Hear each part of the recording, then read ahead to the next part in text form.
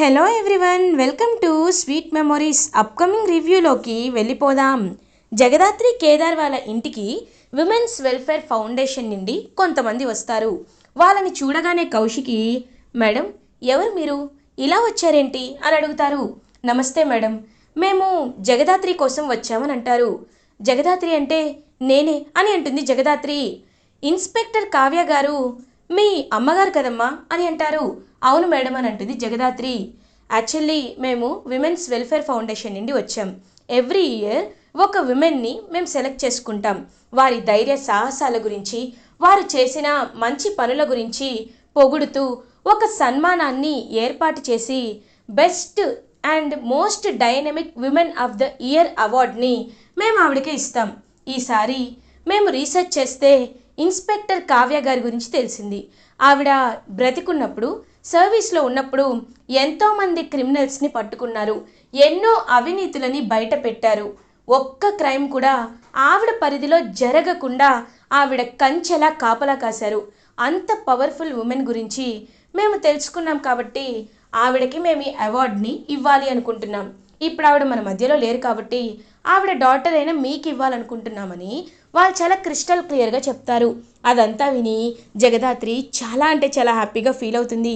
Kaushiki, thank you so much madam, మీరు ఇలా చేయటం వల్ల ఇన్స్పెక్టర్ గావ్యా గారిపై ఉన్న నింద కొంచెంలో కొంచెమైనా తొలగిపోతుంది. పాపం జగదాత్రి వాళ్ళమ్మ ఏ తప్పు చేయలేదని ఎప్పుడు నమ్ముతూ ఉంటుంది. కానీ ఇప్పుడు మీరు ఇలా అవార్డు ఇస్తాను అంటుంటే జగదాత్రి చాలా హ్యాపీగా ఫీల్ అవుతుంది అని పాపం కౌశికి హ్యాపీగా చెప్తుంది. ఇంకా అలా నిషిక చూస్తూ ఉంటుంది కోపంగా. ఏంటి, ఒక అవినీతి పరురాలకి ఈ అవార్డా అనేలోపు, నిషి తెలిసి మాట్లాడుతున్నావా తెలియక మాట్లాడుతున్నావా, నువ్వు పుట్టక ముందు జరిగిన విషయాల గురించి నీకెందుకో అని చాలా గట్టిగా అరుస్తుంది జగదాత్రి. ఇంక వెంటనే తాయారు, అయినా కావ్యని నేను బ్రతికుండగా నిజాయితీ పర్రాలని చెయ్యను కదా అని ఒక వాయిస్ వినపడుతుంది. ఎవరా అని చూసేసరికి తాయారు, ఎక్స్ మినిస్టర్ తాయారు. ఒక్కసారిగా ఇంకా అలా తాయారు నడుచుకుంటూ వస్తూ ఉంటే జగదాత్రి తాయారు వైపు కోపంగా చూస్తుంది. ఏంటి జగదాత్రి అలా చూస్తున్నావు? ఓ, నేను మళ్ళీ తిరిగి వస్తానని ఎక్స్పెక్ట్ చేయలేదా? అయినా మీరు కూడా ఏంటి, అవినీతి పరురాలైన ఆ కావ్యకి అవార్డు ఇస్తానంటున్నారు? కళ్ళ ముందు దేవతలా కనబడుతున్నాను, నాకు అవార్డు ఇవ్వరా అని అంటారు. వెంటనే కేదార్, ఒక అవినీతి పరురాల్ని, రాక్షసి లాంటి దాన్ని పట్టుకొని దేవత అని మీకు మీరే డబ్బా కొట్టుకుంటే అయిపోదు కదా అని అంటారు. కేదార్ ఇప్పట్లో పాలిటిక్స్ నీకు తెలీదా? జైలుకెళ్ళి వస్తే వాళ్ళు కారణ జన్ములు, కృష్ణుడు పుట్టిన ప్లేస్కి వెళ్ళొచ్చామని తెగ డబ్బా కొట్టుకుంటారు. అలాంటిది నేను వెళ్ళొస్తే తప్పేముంది? అయినా ఇప్పుడు మీరు అనుకుంటున్నట్టు నేను మినిస్టర్ని అని చెప్పి మళ్ళీ మినిస్టర్ పదవికి వచ్చేసరికి జగదాత్రి కోపంగా చూస్తుంది. చూడండి, విమెన్స్ వెల్ఫేర్ ఫౌండేషన్ నుండి వచ్చిన వాళ్ళు, మీకు నేను ఒకే ఒక్క ఆప్షన్ ఇస్తున్నాను. కావ్యకు కాదు, సన్మానం నాకు జరగాలి. అలా అయితేనే మీరందరూ సేఫ్గా ఇంటికి తిరిగి వెళ్తారు. లేకపోతే అని అంటుంది తాయారు. వద్దు మేడం, వద్దు, మాకు మా ప్రాణాల కంటే ఏది ముఖ్యం కాదు. జగదాత్రి మమ్మల్ని క్షమించమ్మా. కుదిరితే వచ్చే సంవత్సరం ఇన్స్పెక్టర్ కావ్య గారికి మేము అవార్డు ఇస్తామని చెప్పి తాయారుకి అవార్డు ఇవ్వాలని గట్టిగా ఫిక్స్ అయిపోతారు వాళ్ళైతే. ఇంకా తాయారు జగదాత్రి దగ్గరికి వచ్చి, చూడు జగదాత్రి, ఇలా నువ్వు ఎందులో ఏ విషయంలో నన్ను హైడ్ చేయాలని చూసినా, ఏ విషయంలో నన్ను వెనక్కి తోయాలని చూసినా నేను మాత్రం ముందుకి వస్తూనే ఉంటాను. నువ్వు నన్ను అరెస్ట్ చేయించినంత మాత్రాన నా పని అయిపోయింది అనుకున్నావా? ఇప్పుడు నీకు అసలు ఆట మొదలవుతుంది జగదాత్రి అని చెప్పి తాయారు వెళ్ళబోతుంటే, ఎక్స్క్యూజ్ మీ అని అంటుంది జగదాత్రి. వెంటనే తాయారు వెనక్కి తిరిగి చూస్తుంది. ఎప్పుడు రౌడీల దగ్గర ఉంటూ అవినీతి అనే ఒక బురదని పూసుకున్న నీకే అంత పొగరుంటే, నీతి నిజాయితీకి మారు పేరైన ఇన్స్పెక్టర్ కావ్య రక్తానికి పుట్టిన ఈ కూతురు జగదాత్రికి ఇంకెంత పౌరుషం ఉండాలి? గుర్తు పెట్టుకో తాయారు, నీ దగ్గర మినిస్టర్ పదవి ఉండొచ్చు, పవర్ ఉండొచ్చు, నువ్వు బెదిరించడానికి నీ దగ్గర రౌడీలు కూడా ఉండొచ్చు, కానీ నీతి నిజాయితీ అనే ఒక అతిపెద్ద ఆయుధాన్ని నువ్వు ఎప్పుడు ఎంత పవర్తో కొనలేవు, ఎంత డబ్బులతో కొనలేవు. అది నాకు పుట్టుక నుండి వచ్చింది. నువ్వు ఎలా అయితే బెయిల్పై బయటికి వచ్చావో అలానే నిన్ను ఆ దేవుడే పైకి పంపిస్తాడు. నువ్వు చేసిన అవినీతి పనులన్నిటినీ ఖచ్చితంగా బయట పెట్టే రోజు రానే వస్తుంది అని జగదాత్రి తాయారు కళ్ళల్లోకి చూసి చెప్తుంది. తాయారు ఏమో ఇంకలా జగదాత్రి కళ్ళలోకి చూసి ఏమీ మాట్లాడకుండా అక్కడి నుండి వెళ్ళిపోతుంది. ఇంకలా తాయారు పక్కనున్న అభి ఏమో, అక్క ఏంటి అలా ఆలోచిస్తున్నావు అని అంటారు. రే ఆ కళ్ళు ఎక్కడో చూసినట్టుందిరా అని అంటుంది. ఎక్కడ చూసినట్టుండడం ఏంటి, ఆ కళ్ళు జగదాత్రి కళ్ళే కదా, తనేమైనా ఐ సర్జరీ చేయించుకుందా ఏంటి అని అంటాడు. ఎచ్చి అది కాదురా, అలాంటి కళ్ళే ఎక్కడో చూశాను. ఎక్కడా తెలుసుకుంటా, ఎక్కడ చూశానో తెలుసుకుంటా అని చెప్పి తాయారు అక్కడి నుండి తన ఇంటికి వెళ్ళిపోతుంది. ఇది ఇలా ఉండగా యువరాజ్ ఆఫీస్కి రీచ్ అవుతాడు. ఆఫీస్కి రాగానే సోనీ యువరాజ్ వైపు చూడకుండా తన వర్క్ తను చేసుకుంటూ ఉంటే యువరాజ్ ఫ్లాష్ బ్యాక్ని గుర్తు చేసుకుంటాడు. జగదాత్రి మనిషే ఆ సోనీ అని నిషిక చెప్పిన మాటల్ని గుర్తు చేసుకుంటారు. నిషి ఎంత చెప్పినా నాకు మాత్రం నమ్మాలి అనిపించటం లేదు. ఎందుకంటే పైకి ఎంత గొడవలు ఉన్నా, ఆ కేదార్ గాడిపై నాకు ఎంత జలస్ ఉన్నా వాడు ఎప్పుడూ నా మంచి గురించి ఆలోచిస్తాడు తప్ప నా చెడు గురించి వాడు ఆలోచించడు. జగదాత్రిని నేను ఎప్పటి నుండో చూస్తున్నాను. తను కూడా నిషికాకి దగ్గర అవ్వడానికి నన్ను ట్రాప్ చేయడం ఏంటి? No, something is wrong. అలాంటప్పుడు సోనీ నన్ను కావాలనే ట్రాప్ చేస్తుంది అంటే జగదాత్రి వాళ్ళు కాకుండా తన వెనక ఎవరో ఉన్నారు. వాళ్ళు ఎవరు, ఏంటి అనే విషయాల్ని నేను తప్పకుండా తెలుసుకోవాలి అని ఇంకా యువరాజ్ కావాలనే సోనీనైతే చూస్తూ సోనీని గమనిస్తూ ఉంటారు. సోనీ ఏమో, సార్ ఇది నా రెసిగ్నేషన్ లెటర్, ఇది నేను కౌశికి మేడం దగ్గరికి తీసుకువెళ్తాను అని అంటుంది. రెసిగ్నేషనా? ఎందుకు సడన్గా అని అంటారు. లేదు సార్, చెయ్యని తప్పుకి చెంపదెబ్బలు తింటూ ఇంకా క్యారెక్టర్ లేని మనిషిగా ఈ ఆఫీస్లో ఉండాలని ఏ ఆడపిల్లకుంటుంది సార్, ఏ ఆడపిల్లకుంటుంది? నేనేదో ఫ్రెండ్లీగా క్యాజువల్గా మీకు డ్రింక్ ఆఫర్ చేశాను, మీరే ఎక్కువగా డ్రింక్ చేశారు, అది నా తప్పని నా ట్రాప్ అని అంటున్నారు సార్. ఏంటి సార్, ఏంటి నాకు ఈ టార్చర్ అని అంటుంది సోనీ.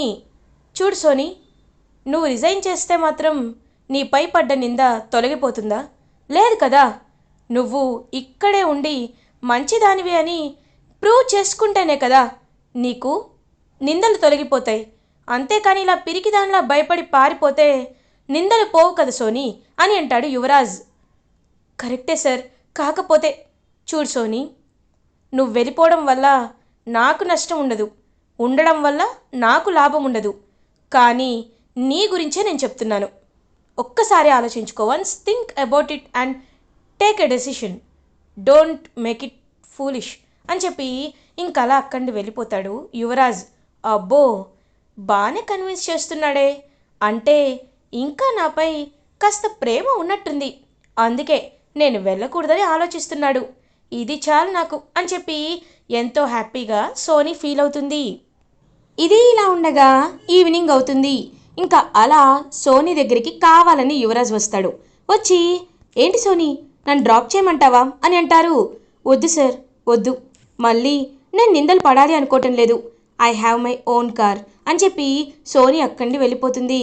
కావాలనే నేను నా ఫోన్ని మర్చిపోయాను, ఇప్పుడు నా ఇంటికి యువరాజ్ ఫోన్ తీసుకొస్తాడు అని అనుకునేలోపు యువరాజ్ ఆ ఫోన్ని చూస్తారు. చూసి తనకి తెలిసిన ఒక ఫ్రెండ్కి కాల్ చేసి ఆ ఫోన్లో ఉన్న డేటా మొత్తాన్ని తీయించుకుంటాడు. కావాలనే యువరాజ్ తీసి కాల్ డేటా చూసేసరికి ఒక్కసారిగా అందులో Divyanka call data and Menon call data ఉంటుంది.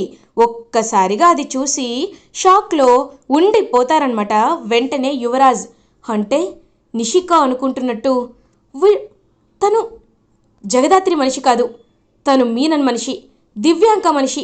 కావాలనే మనపై పగ తీర్చుకోవడానికే దివ్యాంక ఇదంతా చేసింది. నిషిక ఏమో దివ్యాంకని గుడ్డిగా నమ్మేసింది. అచ్చా, అంటే ఇదంతా దివ్యాంక ప్లాన్ అనమాట. దివ్యాంక, నిన్ను వదిలిపెట్టను అని చెప్పి గన్ తీసుకొని దివ్యాంక ఇంటికి వెళ్తాడు యువరాజ్. ఏయ్ దివ్యాంక, ఇదంతా నువ్వు కావాలని చేసావు కదా అని అడుగుతారు. ఏది యువరాజ్ అని అంటుంది. Shut up, just shut up. నిషిక ఇదంతా జగదాత్రి చేసిందేమో అనుకుంటుంది. దానివల్ల నాకెలాంటి ప్రాబ్లం లేదు, ఎందుకంటే వాళ్ళు ఎప్పుడెప్పుడు బయటికి వెళ్ళిపోతారా అనే నేను ఆలోచిస్తున్నాను. కానీ ఒకటి గుర్తుపెట్టుకో, మళ్ళీ నా ఫ్యామిలీ జోలికి వచ్చినా, మళ్ళీ కావాలని నన్ను నన్ను ట్రాప్ చేయాలని ట్రై చేసినా ఏం చేస్తానో నాకే తెలీదు అని చెప్పి చాలా గట్టిగా చెప్పి అక్కడి నుండి అయితే వెళ్ళిపోతాడు యువరాజ్. ఏంటి నన్ను ఇలా బెదిరించాడు ఛ అని చాలా అంటే చాలా కోపంగా ఫీల్ అయ్యి ఇంకా సోనీ ఒక్కసారిగా షాక్లో ఉండిపోతుంది. ఇది ఇలా ఉండగా మార్నింగ్ అవుతుంది. తాయారు సన్మానానికి అన్ని ఏర్పాట్లు జరిగిపోతాయి. ఇంకా తాయారు అలా రెడీ అవుతూ ఉంటే అప్పుడే ఇంకా అభి వచ్చి, అక్క నిజంగా చాలా హ్యాపీగా ఉందక్క, నేను ఇలా చూస్తానని మళ్ళీ అనుకోలేదక్క. ఇప్పుడేం చూసావురా, నేను స్టేజ్ పైకి వెళ్ళగానే సెట్ చేసావు కదా, వాళ్ళందరూ నాపై పువ్వులు విసురుతారు, నేను మళ్ళీ మినిస్టర్గా తిరిగి కంటిన్యూ అవుతాను అని చెప్పి ఇంకలా తాయారు స్టేజ్ పైకి అయితే వెళ్తుంది. జేడీ కేడీని సెక్యూరిటీ ఆఫీసర్స్గా వచ్చేసరికి ఒక్కసారిగా అలా షాక్లో ఉండిపోతుంది తాయారు. ఏంటి తాయారు బాగున్నావా అని అడుగుతారు. ఏంటి అప్పుడు నా చేతికి సంఖ్యలు వేశారు కదా, ఇప్పుడు మళ్ళీ నాకు సెక్యూరిటీ ఇవ్వడానికి వచ్చారు, చూసారా పవర్ అంటే ఇలా ఉంటుంది అని అంటారు.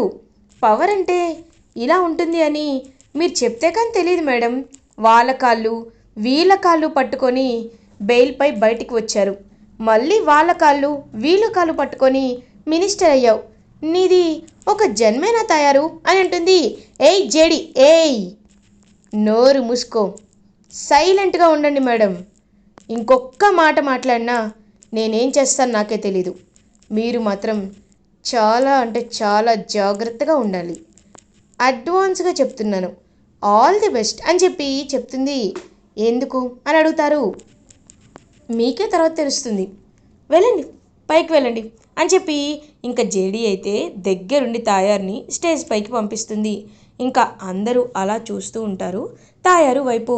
ఇప్పుడు మా అక్క అందరికీ ఎంత బాగా పరిచయం ఉన్న మా అక్క అవినీతి సారీ నీతి నిజాయితీకి పెట్టింది పేరు మా తాయారు అక్క.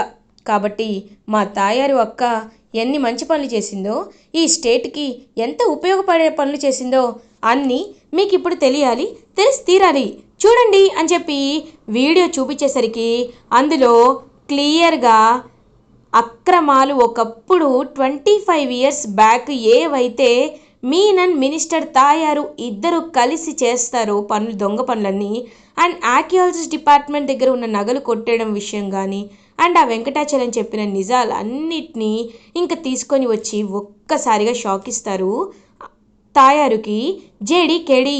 ఇంకా అలా అదంతా చూస్తున్న జనాలు ఒక్కసారిగా షాక్ అవుతారు.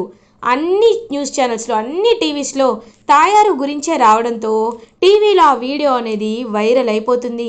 ఇంకా అలా మీనన్ అండ్ తాయారు ఇద్దరు కలిసి చేసిన అక్రమాలు అండ్ తాయారు ఎలా అయితే ఇన్స్పెక్టర్ కావ్యని చంపేశారో అవన్నీ చాలా క్లియర్గా అందులో రాసుంటాయి.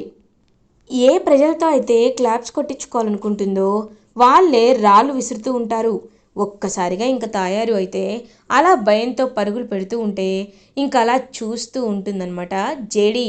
ఏంటి మేడం పరుగులు పెడుతున్నారు, అవినీతికి నీతికి మధ్యలో ఉన్న తేడా ఇప్పటికైనా అర్థమైందా? చూడండి మీరు చేస్తుంది ఎంత పెద్ద తప్పో ఇప్పటికైనా మీకు అర్థం అవ్వాలి. నేనేదో ఒకలా డబ్బు పెట్టి మినిస్టర్ అయిపోతా, కోట్లు స్కామ్ చేసేస్తానంటే నీతి నిజాయితీ ఉన్న పోలీస్ ఆఫీసర్ ఎవ్వరూ ఊరుకోరు, ఉపేక్షించరు. సరే ఇప్పుడు ఈ వీడియో బయటకు వచ్చింది కాబట్టి మీరు ఆ మీనన్ ఇద్దరు కలిసి జైలుకు వెళ్ళాలి. మిమ్మల్ని ఎలాగో కస్టడీలోకి తీసుకుంటాం. ఇప్పుడు ఆ మీనన్ సంగతి మేం చూసుకుంటాం. ఇన్స్పెక్టర్ కావ్య గారు ఎప్పటికీ నిజాయితీ పరులే అని ఇంకా అలా ఇన్స్పెక్టర్ కావ్య విగ్రహమే అక్కడికి తీసుకొచ్చి పెడుతుంది. ఇంకందరూ ఆ విగ్రహానికి పూలదండ వేసి ఇన్స్పెక్టర్ కావ్యకి జై, ఇన్స్పెక్టర్ కావ్యకి జై, అమర్ రహే అని చెప్పి పాప నినాదాలు చేస్తూ ఉంటే అదంతా వింటూ జేడీ చాలా హ్యాపీగా ఫీల్ అవుతుంది. వెంటనే రాగిని దగ్గరికి వచ్చి, థ్యాంక్ యూ అత్తయ్య, మీరు లేకపోతే నిజంగా ఇలా నేను చేసేయగలిగేదాన్నే కాదని చెప్పి అంటుంది. ఫ్లాష్ బ్యాక్లోకి వెళ్ళగానే ఇంకా రాగిని అలా చూస్తూ ఉంటే, అత్తయ్య మీ దగ్గర ఆ వీడియో ప్రూఫ్ ఉంది అని అన్నారు కదా, దానికోసమే నేను వచ్చాను, ఒకసారి ఇవ్వండి అని అడుగుతుంది. అది చూడగానే ఒక్కసారిగా షాక్ అవుతారు. మీనన్ అండ్ మినిస్టర్ తాయారు కలిసి చేసిన ఎన్నో కుట్రల్ని ఇక్కడ రాసి ఉంది కాబట్టి ఇంకా వెంటనే మనం ఈ విషయాల్ని అందరి ముందు బయట పెట్టాలి. అయితే నేను ఈ వీడియోని పోలీసులకు ఇవ్వనా అని అడుగుతుంది రాగిని. లేదత్తయ్య, మీరు పోలీసులకి ఇవ్వకూడదు, ఇది ప్రజలందరికీ తెలియాలి. అమ్మ నిజాయితీ 4 గోడల మధ్య కాదు, ప్రజలందరికీ ఖచ్చితంగా తెలిసి తీరాలి అని చెప్పి చాలా గట్టిగా చెప్పి ఇలా ఇంకా ప్లాన్ చేసి పెన్ డ్రైవ్ మార్చేసి పొగుడుతున్న వీడియో తీసేసి ఇలా మొత్తం వాళ్ళు చేసిన అన్యాయం జరిగిన వీడియో మొత్తం పెడతారు. అయితే ఈ వీడియోని అందరి ముందు ప్లే చేసాం కదని చెప్పి ఇంకా రాగిని చాలా హ్యాపీగా ఫీల్ అవుతుంది. ఇప్పటికైనా నా భర్త చావుకి న్యాయం జరిగింది అని పాపం ఎంతో అంటే ఎంతో హ్యాపీగా ఫీల్ అవుతుంది. సో అలా ఎంతో హ్యాపీగా అందరూ కలిసి ఇంకా తాయార్ని జైలుకి పంపించి హ్యాపీగా గడుపుతూ ఉంటారు. మీనన్ మాత్రం అండర్ గ్రౌండ్లో దాక్కొని, జెడీ నీకు నేను దొరకను, ఖచ్చితంగా నిన్ను నేను నేను బోల్తా కొట్టిస్తా కదా అని చెప్పి క్రూయల్గా నవ్వుకుంటూ ఉంటాడు మీనన్. ఇలా ఎపిసోడ్ ఎండ్ అవుతుంది. ఫర్దర్ ఎపిసోడ్ రివ్యూస్ ముందుగా మీకు కావాలి అనుకుంటే మా ఛానల్ని సబ్స్క్రైబ్ చేసుకోండి. Thanks for watching.